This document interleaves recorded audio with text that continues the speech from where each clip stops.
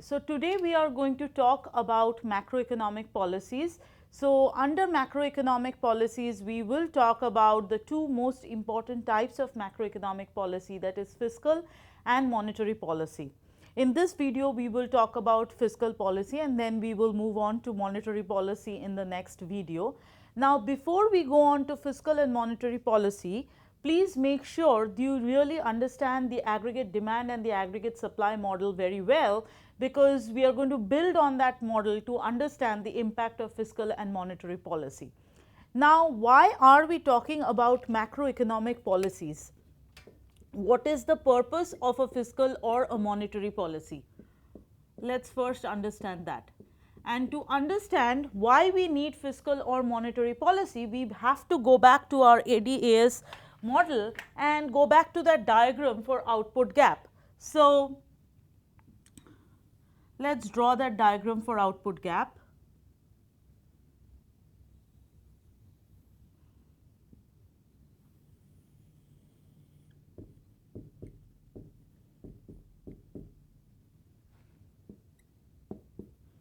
So, you have your price index there, you have your real GDP,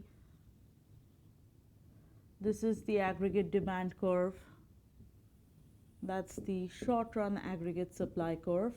Let's call that SRAS1, let's call this AD1. This is one possible short run equilibrium, SRE1, and the actual real GDP there is Y1 star. This is the potential of the economy. So, the real GDP there is the potential real GDP YP, and the price index at that short run equilibrium is, let's call that P star, right. Given that same price index, you could have an alternative short run equilibrium. There could be a different equilibrium, that means another alternative, which could be located on the right hand side of that long run aggregate supply. So, we could have something like this. Let me elongate that line a little more. Okay. And let me use a different color.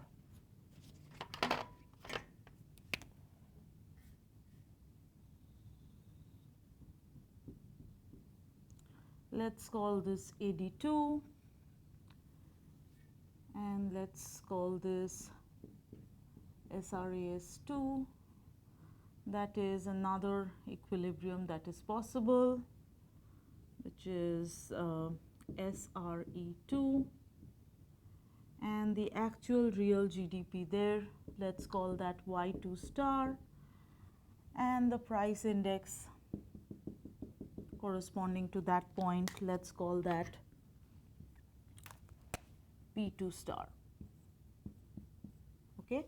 So, your economy in the short run could be either at a point like this, let's call that point A, or it could be at a point like that, let's call it point B.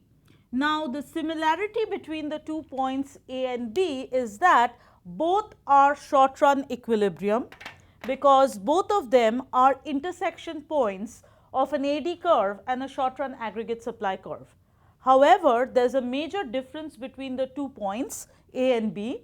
The difference between the 2 points is that at point A, there is a recessionary gap given by that amount, that is a recessionary gap, because your actual real GDP is less than the potential real GDP.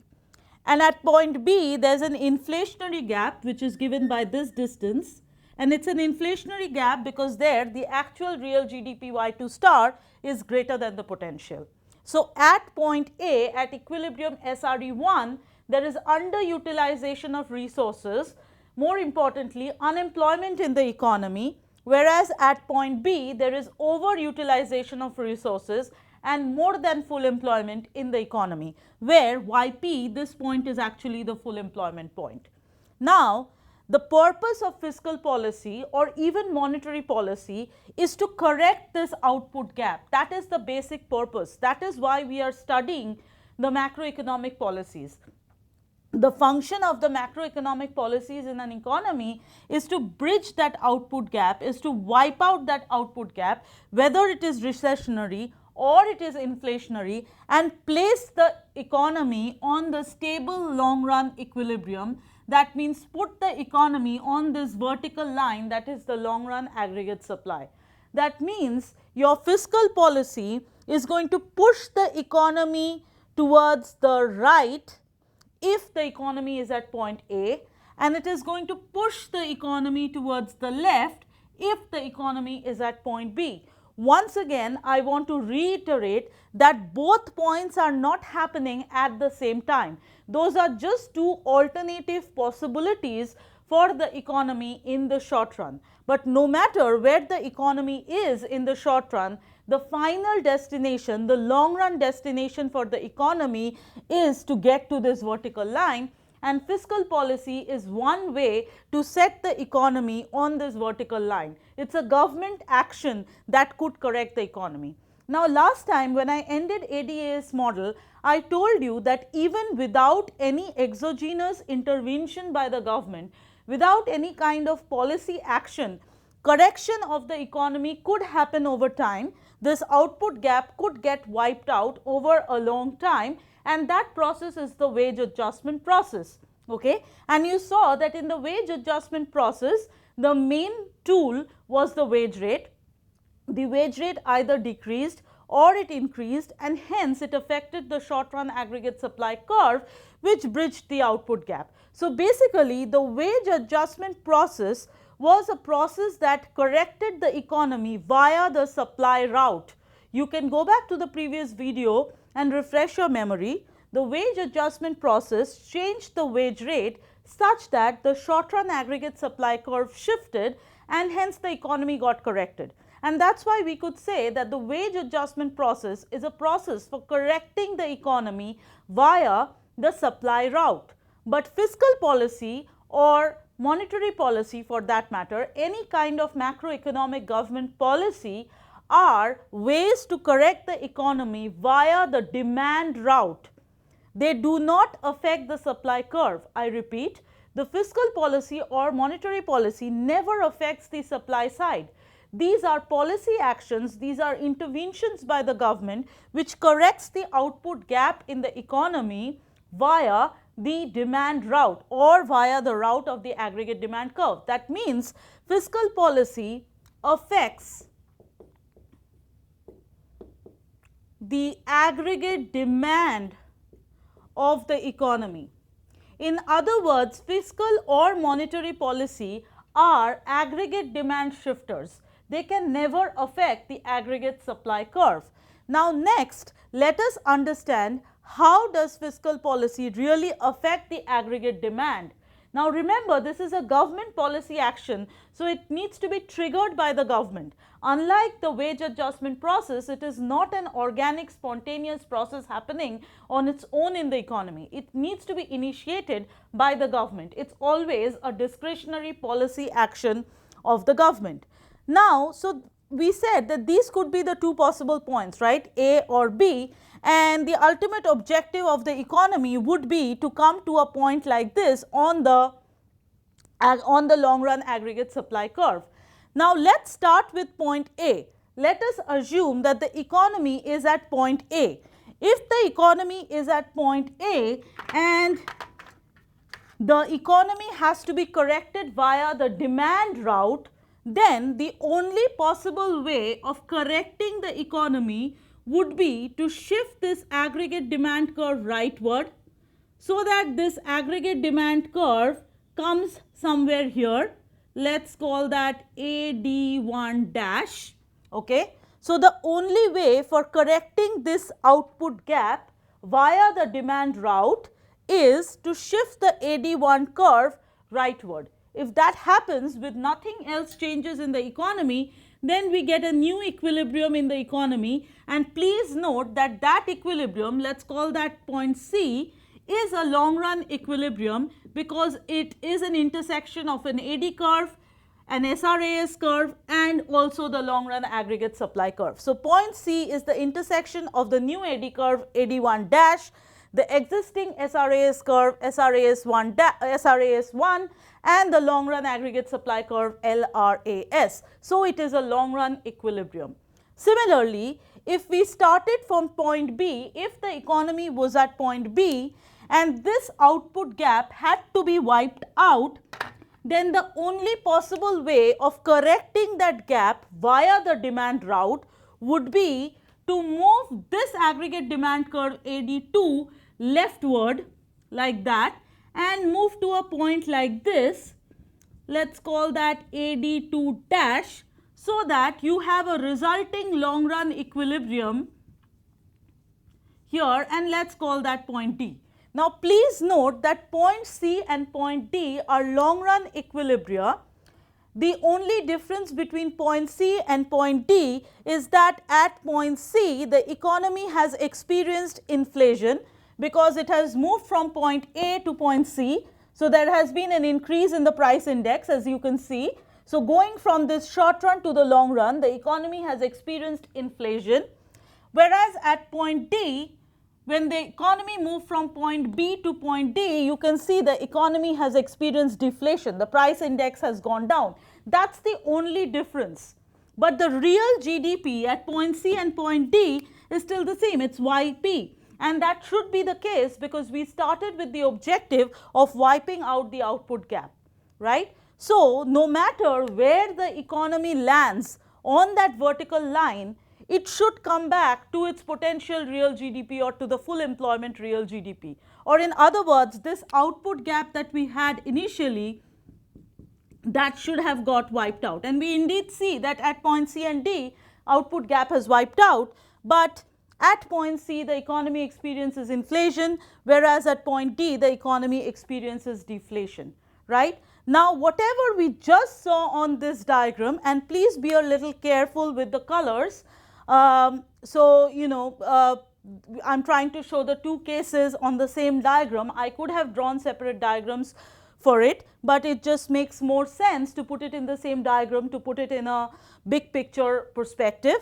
So coming back, if the economy has a recessionary gap, then the objective of the economy is to experience something so that the aggregate demand curve shifts right, something like the red line moving from AD1 to AD1 dash, right. I repeat, if the economy has a recessionary gap, something like point A, then the objective of the economy is to move rightward so that the aggregate demand curve shifts right, something like AD1 dash.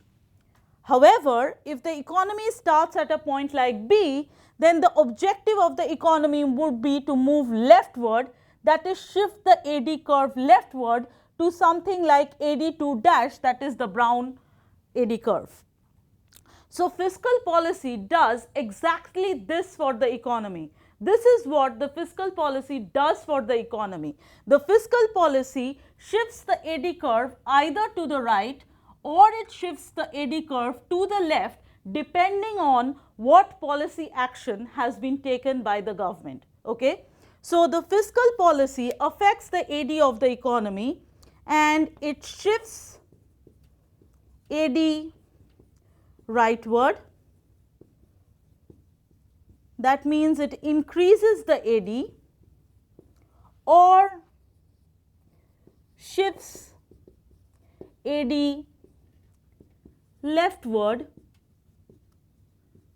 That means it decreases the aggregate demand depending on what policy action has been taken by the government. So that is exactly our next step. We have to understand what are the policy actions that we are talking about, what are these policy tools that we are talking about. Now fiscal policy has two tools.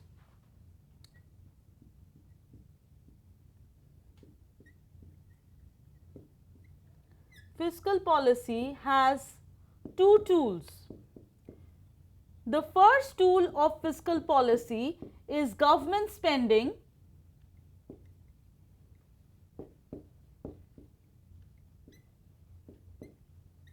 that is the capital G, and the second tool of fiscal policy is taxes, that is capital T.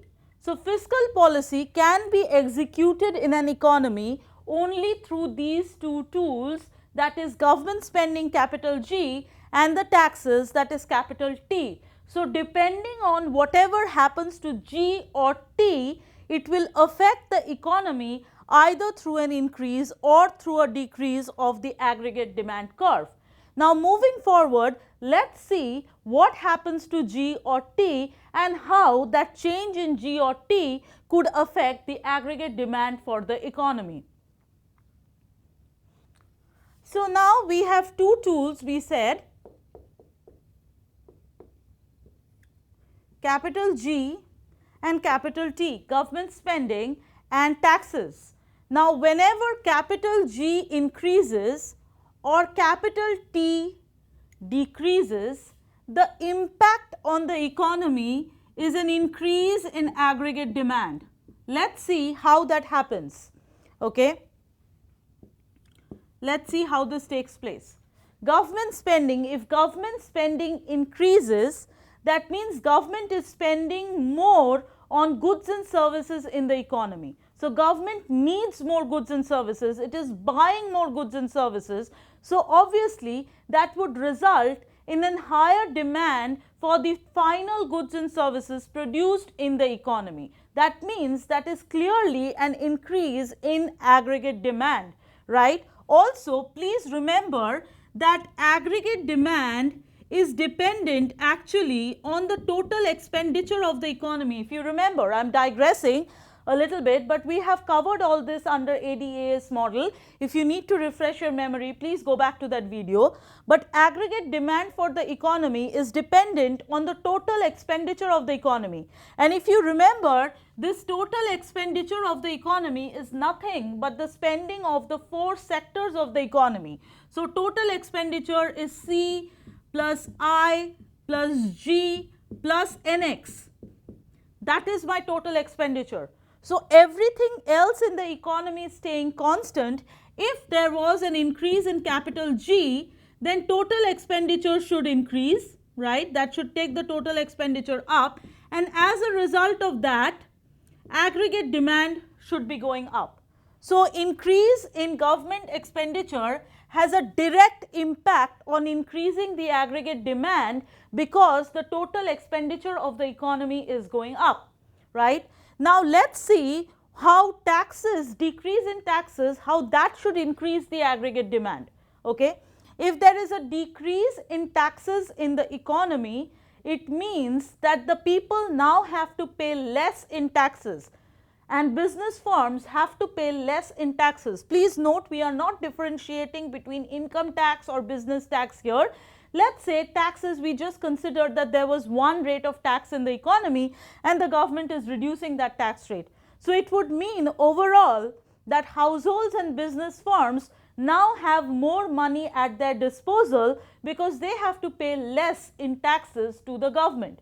In other words, households and business firms would have now more disposable money or more disposable income to spend on goods and services.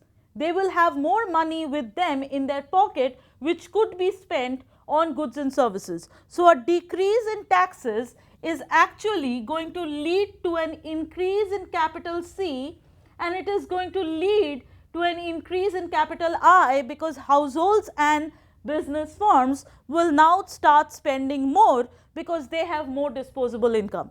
And as a result of that, the total expenditure of the economy is rising and aggregate demand for the economy is rising. So, you can see how an increase in G and a decrease in T both have the same impact on the economy, that is, they raise the total expenditure of the economy increases and hence aggregate demand for the economy increases. Whenever aggregate demand increases, that translates to a rightward shift of AD curve. And if you go back and take a look at where we started this video, what we said in the first section of this video, then you will see that this rightward shift is desirable, this rightward shift is necessary whenever the economy is in a recessionary gap. That means whenever the economy is at a point like A from the previous diagram. So, we can say that this kind of fiscal policy action, whatever we have discussed here, this kind of fiscal policy action is necessary whenever there is a recessionary gap in the economy. So, this would correct a recessionary gap. And this kind of fiscal policy action has a special name. It is called an expansionary fiscal policy. This is called an expansionary fiscal policy because it has an expansionary effect on the economy. By expansionary effect, I mean it is increasing the aggregate demand of the economy. So, in very simple terms, expansionary fiscal policy means an increase in government spending or a decrease in taxes, which would eventually result in an increase in aggregate demand and hence shift the aggregate demand curve of the economy rightward, so that any recessionary gap in the economy gets wiped out and the economy gets placed on a stable long run equilibrium. Okay? Now, the opposite could also happen in the economy. Now, we could also have something like a decrease in G, a decrease in government spending and an increase in taxes. So, the government could choose to spend less on goods and services and it could also raise the tax rate, right. Now, those two actions will have an impact on the economy that decreases the aggregate demand, and the reason is still the same. If G goes down, then please note that total expenditure of the economy will go down and as a result aggregate demand will go down. And if tax rate goes up, it simply means that people now have less disposable money. By people, I mean households and business firms. They have less disposable income because they have to pay more in taxes to the government, and so there is a lesser possibility for the households and the business firms to spend on goods and services, right. So, capital C will be lower, capital I will be lower, total expenditure will be lower and hence aggregate demand will be lower. So, this is happening because the total expenditure of the economy is going down, and as a result of this you would see a leftward shift of AD, and this leftward shift of the AD will wipe out any inflationary gap in the economy.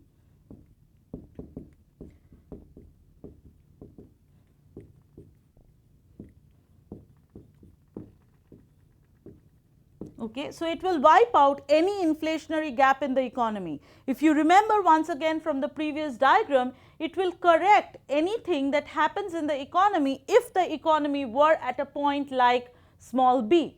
Okay, and this kind of fiscal policy, whatever is happening here, a decrease in G or an increase in T, which results in a decrease in AD and finally wipes out an inflationary gap, this is known as contractionary fiscal policy.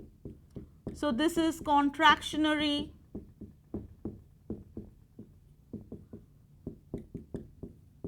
fiscal policy. Now, for you it is important to remember that fiscal policy could be two types, expansionary or contractionary. By expansionary fiscal policy, we are referring to an increase in G or a decrease in T. By a contractionary fiscal policy, we are referring to the opposite, that is a decrease in G or an increase in T. Now, please note that an expansionary fiscal policy is the correct fiscal policy, is the correct action to take if there is a recessionary gap, because it will correct that gap.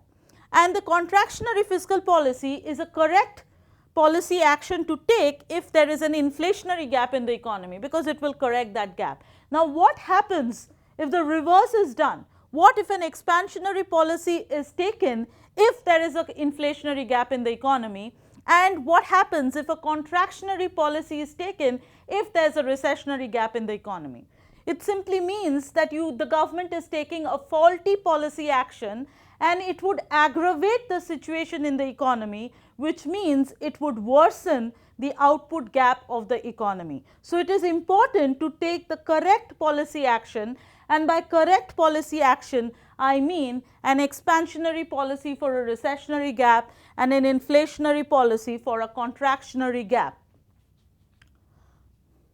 So, based on our discussion of expansionary and contractionary fiscal policy, you can clearly see that if the economy has to move from point A to point C, that means the journey from AD1 to AD1 dash, that is expansionary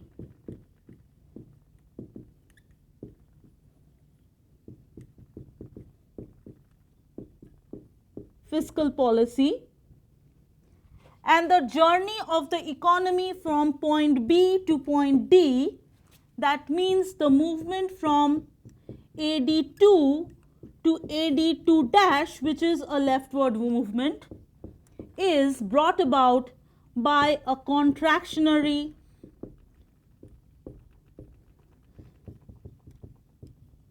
fiscal policy. So, if you compare between the two policies, there is a similarity between expansionary and contractionary policy. The similarity is that they both affect the aggregate demand of the economy, and they both wipe out an output gap. That means they both bring the economy back to long run equilibrium or to the full employment level of real GDP or potential real GDP. But there is a stark difference, and the stark difference is that an expansionary policy comes about through an increase in G or a decrease in T, and it would shift the aggregate demand curve rightward, it would increase the aggregate demand, whereas a contractionary fiscal policy is executed through a decrease in G or an increase in T, which would shift the aggregate demand curve leftward, or in other words, it would decrease the aggregate demand for the economy. So, we said that we could have two types of fiscal policy, expansionary and contractionary.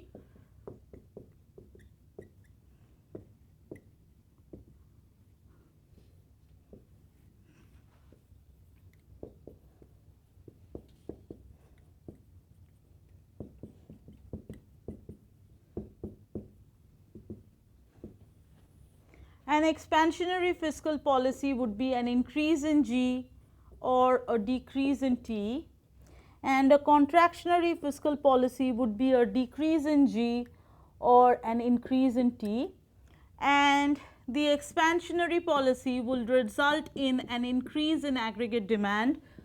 A contractionary policy would lead to a decrease in aggregate demand. So, basically here we are talking about a right shift, and there we are talking about a left shift. Now, let us go a little bit deeper into this.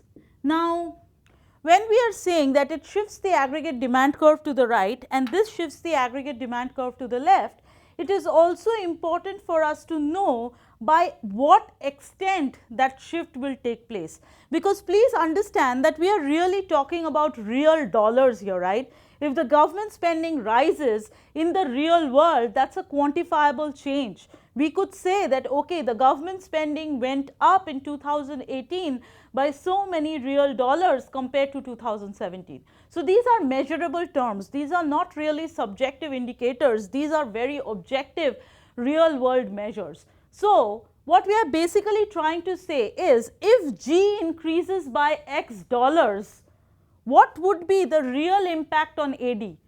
By how much does AD really change? If G goes up by X dollars, what is that Y change on AD?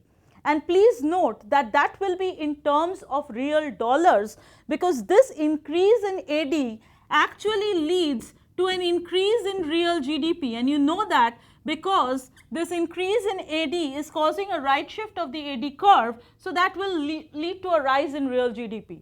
So, we need to understand that if G goes up by a certain amount or T goes down by a certain amount, what is the impact on the real GDP? By how much does real GDP change?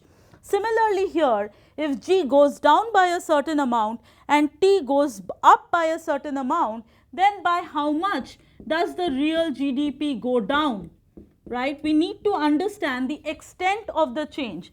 So what we are really getting to is, if there is a change in G, and in economics change is always denoted by that small triangle delta. So we are trying to hit at what change in G or a change in T, what impact would it have in real GDP? What would be the change in real GDP? So what amount of output gap really gets wiped out? Or from the other direction, that means if I had an output gap of a certain size, then what is that change in G or T that I need which will wipe out that output gap, right? So we are looking at very quantifiable methods here to see what is the real impact. So once again, the same thing, we are trying to understand this numerically. Now to understand this numerically, we should know about something which is called the multiplier effect. Multiplier effect. The multiplier effect simply means that government spending and taxes has a multiplied effect on the economy. When government increases its spending by X dollars, that X dollars has a multiplicative effect on the economy, so that it would affect the real GDP by something more than X dollars. That is what we mean. If government spending changes by $500, then the impact on real GDP is more than $500, okay? Or if we could say it the other way around, if you have a gap in output of $500, let's say your potential real GDP is 1000 and your actual real GDP is 500, right? So you know there is an output gap of $500, and this output gap is a recessionary gap because your actual is less than your potential, right? Now to wipe out this output gap of $500, your government spending would have to rise by less than $500, because it's going to have a multiplicative effect on the economy. And the same would be true also for taxes. The taxes would also have a multiplicative effect on the economy. Now that is known, this multiplicative effect of government spending and taxes is known as the multiplier effect of fiscal policy. Now why do we have this multiplicative effect of government spending? Please understand. So let's say the government is spending on goods and services. Let's take an example. The government is building a bridge, right? So that's a public spending, that's a government spending. It is spending on the economy. So G is going up. But as that bridge is getting made, several hundreds and hundreds of contractors and workers are getting employed. Maybe some private companies are getting, some kind of contract to work on the bridge, right? So government is spending the money, but it is actually generating employment for several hundreds of people, and it is also employing several business firms. And as a result of that, there is income generation. So all those people, all those workers who are working for the bridge, making the bridge, they are earning income. With that income, they are going to their respective households, and with that income, they are spending on goods and services. So that means the consumption of the households, capital C, is going up. So one increase in G is actually trickling down to the level of the households, and as a result of that, the consumption of the households is going up, capital C is going up. Similarly, as business firms are getting involved in this big public infrastructure bridge building project, capital I, the investments of the business firms is going up. So it is not just one-fold increase in G, but it is a multi-fold increase in capital C and capital I. So there is a multiplicative effect on the total expenditure of the economy. Hence, there will be a multiplied effect on the aggregate demand of the economy, and as a result of that, there will be a multiplied effect on the real GDP of the economy. The same is true also for taxes. If the taxes go down, then the disposable income of people go up, and as disposable income of people goes up, they are able to spend more on goods and services. So capital C increases, and as a result of that, there is a multiplied effect on the economy. So that means the answer for multiplied effect, why do we have this multiplier effect? The very simplistic answer for that is that an increase in G or a decrease in T is not just a one shot rise or fall, it's not just a one shot change, but it has a multi-fold change in the economy, which kind of magnifies in the economy and has a larger impact on the real GDP.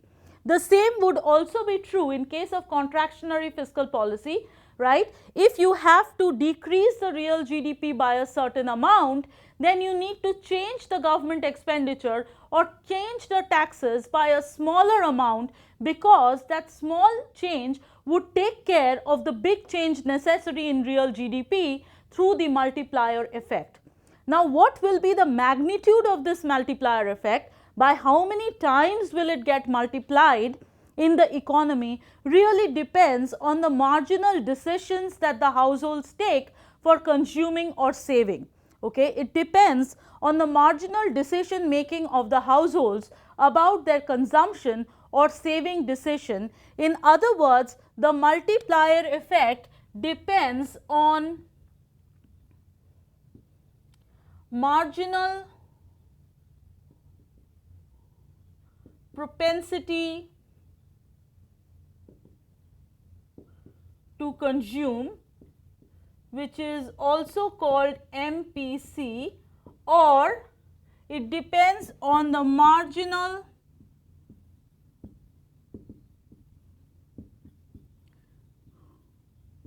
propensity to save, that is MPS, where MPC and MPS are basically two sides of the same coin, right? So, the nature or the magnitude of the multiplier effect will depend on the MPC or the MPS, where MPC and MPS are two sides of the same coin. Now, let me first give you what is the formal definition for MPC or MPS. Now, MPC or MPS basically means that if the income of the household goes up by $1, then what part of that $1 is consumed and what part is saved.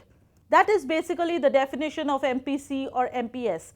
If the income of the family, if the income of the households go up by $1, what percentage of it do they choose to consume and what percentage of it do they choose to save? So, if the households choose to save 70%, then the MPC is basically if the households choose to save 70%, then the MPS is 0.7 and the MPC is simply 1 minus 0.7, that is 0.3 or 30%. Okay. Similarly, if the households choose to consume 30%, then the opposite would be true. Then the MPC is 0.3 and the MPS is 0.7. So, basically that means that MPC plus MPS is always going to be 1. There is a dual relationship between the two, that is they will always add up to 1, right? And always there is a value in the real world, there is a value for MPC and MPS for every economy, which is calculated through very complex math, and we will not go into that derivation. But for you it is enough to know that the multiplier effect, the magnitude of this multiplier effect depends on the MPC and the MPS of the economy, where MPS and MPC always add up to 1, and the formal definition of MPC is how much of an additional income, additional dollar income do the households choose to consume and how much of the additional dollar income do they choose to save. Now, based on this MPC and MPS, we have a multiplier that is calculated for government expenditure, and there is a multiplier that is calculated for taxes. Next, let us look at the multiplier for government spending and taxes, and this is something for you to memorize. So, the government spending multiplier